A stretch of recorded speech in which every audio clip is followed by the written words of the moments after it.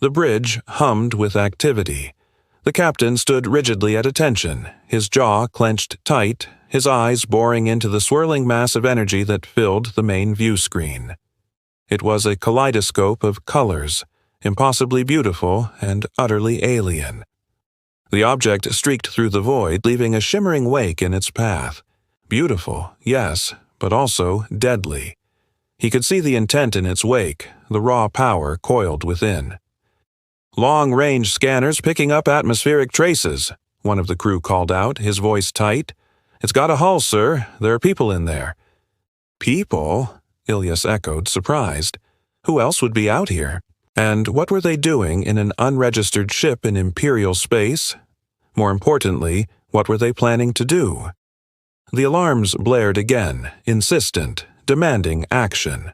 But Ilyas remained rooted to the spot, mesmerized by the unfolding spectacle. In the 6 years he'd commanded the Solstice Crown, he'd dealt with pirates, yes, but never anything like this. Pirates attacked without warning, killing first and asking questions later. This ship had sailed right into the heart of Imperial space and was now dancing on the edge of their weapons range. Was it a trap? Had the Emperor's enemies finally decided to strike back at the heart of the Empire? Or was it something far more insidious, something that mocked their Emperor by existing at all? His first officer, a tall, broad-shouldered man named Darius, placed a hand on the captain's shoulder, his face creased with concern. "Sir, we have to decide. We can still fire, but it'll take time to plot a course, and I know our cannons won't breach the hull of that monstrosity," Ilyas snapped, shaking off his first officer's touch. "But if we don't try, we're sitting ducks, and there's no telling what those people inside are planning." He gestured wildly at the screen. "That thing is ugly. If it's bait, it's working. Something about that ship sets my teeth on edge. It's as if it's mocking us." "We can't waste time arguing," another voice chimed in. It was the weapons officer, a young woman with fiery red hair. "It's almost on top of us. I want to fire." "Hold your fire," Ilyas roared, snatching the comm unit from its holder. His knuckles were white against the polished metal. "All units, cease fire. Open a channel." The crew exchanged uneasy glances. Communication was the last thing they'd expect to work after the sensor team's report. But hope flickered nonetheless. Perhaps there was a rational explanation for this madness. Perhaps this was just another test of loyalty, another chance to prove themselves. The view screen flared, bathing the bridge in cold light. A single word, stark and clear, cut through the comm chatter. "Salus!" All eyes snapped to Ilyas. What did it mean? Was this a command, a threat, or a greeting? Before he could reply, the word fragmented, dissolving into static. Then, just as abruptly, the transmission cut out. The ship shuddered violently. All around them, alarms screamed. Red lights strobed, bathing the bridge in an infernal glow. The screens flickered, spitting out error messages. The bridge crew, trained to spring into action, surged forward, pushing buttons, pulling levers. From somewhere above them, a voice boomed, echoing with power. "Prepare for boarding. All hands to battle stations." Ilyas felt a surge of adrenaline. A boarding party. They weren't going to shoot them after all. Maybe they could talk reason into this madness. He squared his shoulders, forcing himself to calm down. He needed to think clearly. There had to be a way out of this. He just had to figure it out before it was too late. The ghost ship. At 7 minutes, the tactical display finally resolved into clear imagery. The intruder was massive. Larger than a dreadnought, longer than even the flagship-class vessels that had broken the Talon Rebellion years earlier. But its surface was wrong. It wasn't sleek, like Imperial engineering. It was jagged, plates of metal that looked grown instead of built, like coral wrapping itself around a dead whale. "No heat signatures," reported Analyst Varn. "No emission trails, no visible crew compartments." "So," Ilyas exhaled. "What is driving it?" The question went unanswered. They sent more hails. No response. They broadcast Imperial authority codes recognized across the galaxy. Silence. Even the automated collision warning sweeps that any vessel would acknowledge went unanswered, as though shouting at a mountain. But the mountain was moving. Orders from the throne. By the time 5 minutes remained, a secure transmission arrived from command. The Emperor's own war cabinet. The holographic faces hovered above the bridge. Captain Ren, that vessel has crossed too deeply into sovereign territory. You will intercept. Ilyas squared his shoulders. Interception or destruction? A pause. Shadows seemed to deepen on the Admiral's faces. If it will not halt, destroy it. The first salvo. The Solstice Crown maneuvered, weapons bays glowing with the power of annihilation. Missile tubes flooded open, plasma batteries hummed to life. The void lit up with fury. Dozens of projectiles streaked toward the intruding giant. Explosions rippled across its hull, blossoms of fire and plasma that could crack a planet's crust. Bridge displays marked successful impacts. Cheers were held in check, waiting to confirm the kill. When the fire cleared, silence fell. The ship was unscathed. The missiles might as well have struck fog. Worse, now the giant was turning toward them. Ilyas snarled, drawing his vibroblade. All hands battle stations. Weapons fire at will. Shields, brace for impact. We have company. He barked orders. The intruder was now a grotesque silhouette against the dying light of the setting sun. Its unnatural shape twisted and shifted, impossible angles seeming to defy physics. The captain remembered the reports from the outer borders. Ships lost to unseen forces, shredded by an unknown mechanism. This was the work of the cults, some heretical sect practicing forbidden extra-dimensional arts.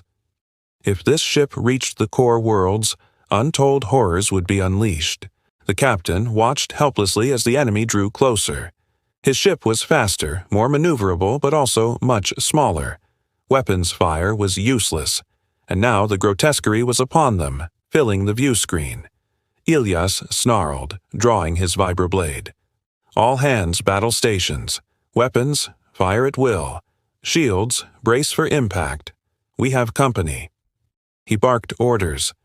The intruder was now a grotesque silhouette against the dying light of the setting sun.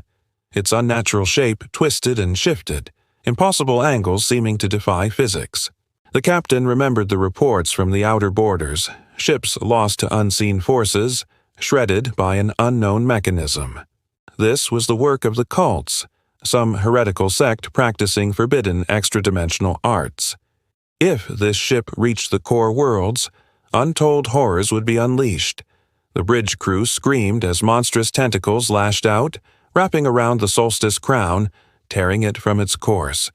Red sparks flew where metal shrieked against metal.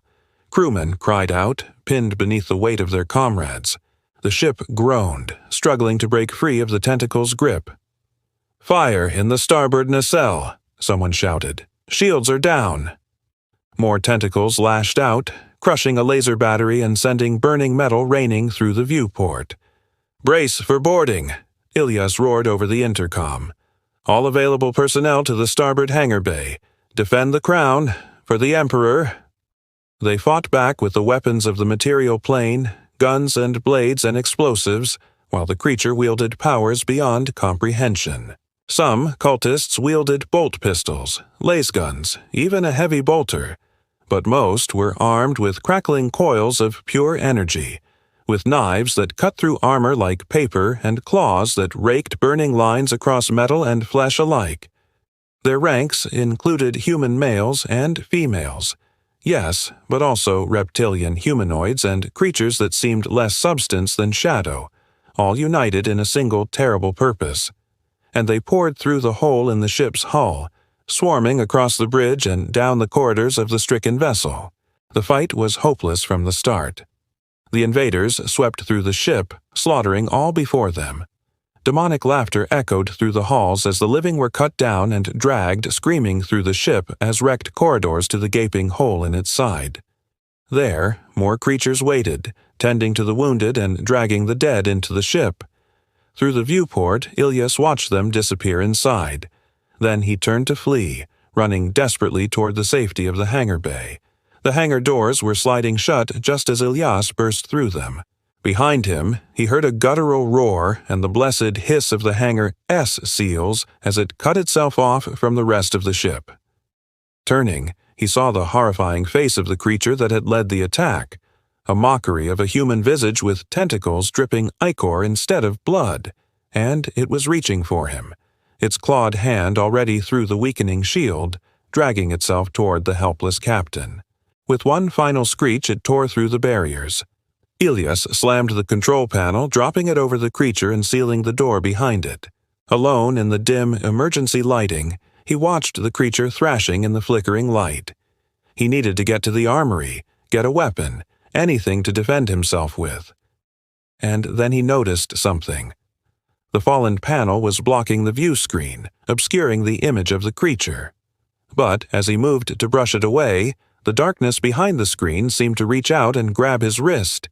He screamed as a tentacle shot out, snatching him up and pulling him through the view screen, dragging him toward the creature. It was so sudden, so unexpected.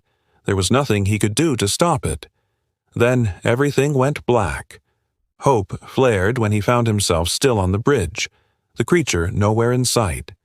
Only the flickering lights and the corpses about him testified to the previous struggle. But it was short-lived. As the doors hissed open and more cultists poured in, he knew he was trapped. There was nowhere left to run, nowhere to hide. He had only one option, stand and fight. Or maybe, just maybe, he could reason with them. You misunderstand. I am not your enemy. I am an officer of the Imperial Navy. We can talk about this. He raised his hand slowly. Look, I mean you no harm. I just want to help you. Please, let me help you. The lead cultist snarled and raised a hand, fingers curling like talons. Energy crackled around them. Help us? What makes you think we need your help? Because you seem lost, Ilyas stammered. This isn't your world. Your ship isn't right. There's something wrong with it. One of the cultists laughed, a harsh, grating sound. We are where we need to be. And what is wrong with our vessel? It is perfect. It's growing, twisting. It looks like it's in pain. It is in pain. And soon, so will you be, said the lead cultist, eyes blazing with fanaticism. You will join our great Lord in his eternal torment, and then we will be whole.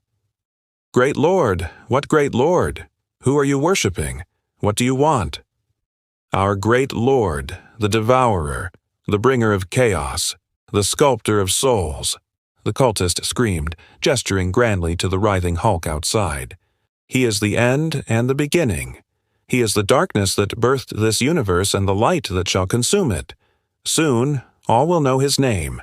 Soon, we will all be one with him. The cultist lunged, lashing out with his unnatural weapon. Join him, he hissed. Join the Devourer. But the creature had other plans. It smashed through the bridge, tendrils whipping out, striking the cultists down, tossing their bodies aside like rags. It was a brutal reminder of who was really in control here, a demonstration of raw power meant to send a message, and the message was clear. Of all the horrors that threatened the Imperium of man, the demons from beyond the veil were perhaps the worst. For they did not merely seek the destruction of worlds or the enslavement of star systems. They sought to devour souls and corrupt entire civilizations. And if that meant turning brother against brother, then so be it. Okay, hello, everyone, welcome back. If you're new here, welcome. Come for the space battles, stay, because humanity was a really good boy. Okay, so the last video ended on a bit of a cliffhanger, which is my bad. But you know, I needed to do that. So today, we're going to continue with part 2. Also, I want to say thank you to all the patrons. I've been trying to respond to all of you individually when I can. So if you haven't gotten a response yet, I promise I will eventually. I also just want to say thank you to everyone who supported the channel. I've been trying to respond to every single person. It's been a lot, and I appreciate it. But anyway, let's get into it. The intruder fired nothing. No weapons sparked, no energy flares erupted. But an oppressive force washed over the Solstice Crown. Instruments shuddered. Crew clutched their heads with sudden migraines. Reports screamed of scrambled memories, hallucinations flickering in real time on the neural link consoles. Lieutenant Jorah gasped. "Captain, I'm seeing names I don't recognize. My family, but older? Dead? Or—" She broke off, choking. The ship hadn't attacked. It had touched them. Something in its presence smothered human thought, rifling through their identities as if peeling open books. Captain Ilyas gritted his teeth, fighting rising nausea. His eyes fixed on the display. "It's not firing, it's looking." The man who had crushed revolts, seen death in weeping colonies, suddenly felt small, because this wasn't a battle. It was an examination, a cold, hard assessment that made him fear for his crew, for his sanity. This was something older than the Empire, vaster than any threat he'd known. The ship seemed to dissect their consciousness, hunting for something, and the fearsome thing wasn't weapons or armor or even aliens. It was oblivion, complete erasure, the creeping dread that dissolved identity and purpose. This was a predator whose hunger was bottomless and indiscriminate. "Report," he said, his voice tight, steeling himself against the tide of fear. "Shields, holding. Weapons offline. We can't target it. It's like trying to hit a dream." "I see it, sir," Ensign Teal reported, her face pale. "It's pulling our people apart. Memories, skills, training. I think it wants us to break." Break. Ilyas knew what the creature wanted. It sought to snuff out the fires that made them human, to drag them down to some alien plane of nothingness. To conquer a mind, sometimes all you needed was an army of wraiths to take root in the cracks of memory. It had taken enough already. The sight of his crew losing themselves filled Ilyas with burning anger. The dark thing wanted to win without a fight. It expected them to shatter at the touch of oblivion. Well, it knew too much about human nature. They were nothing if not resilient. They adapted, endured, and attacked. They were born storytellers, singers, survivors. Obliteration was a slow death, but so was forgetting, and Ilyas knew just how to make sure they remembered. The human factor. Ilyas slammed his fist onto the console, tearing himself from the creeping fog. "Focus. Keep your minds sharp. It can't understand discipline. Do you hear me? It wants chaos. We give it order." The crew clung to his voice like oxygen. He didn't know why, but he had a hunch. A very human hunch. The alien vessel wasn't just drifting without cause. It was testing, probing like a child tugging apart a toy. Machines alone wouldn't have fought back. But humans had a knack for defiance, for pulling meaning out of terror. Maybe that was what separated them. Turning the tide, Ilyas ordered the Fleet S neural harmonics engaged, a classified technology designed to link crews in unified synchronization during battles. Normally, it was risky.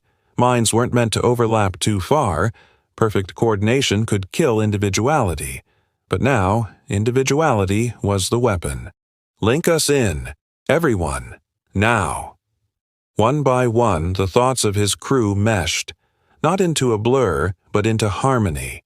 Millions of sparks aligning into constellations, each retaining its shape but creating a greater pattern. Instead of being peeled apart by the ship's psychic pressure, they pushed back with shared defiance, the human refusal to be erased. On the view screen, for the first time, the alien behemoth hesitated. The standoff. The titanic vessel slowed. Its jagged hull flickered with lights that crawled like phosphorescent veins. Then it rotated, not away but past them, as though adjusting its interest.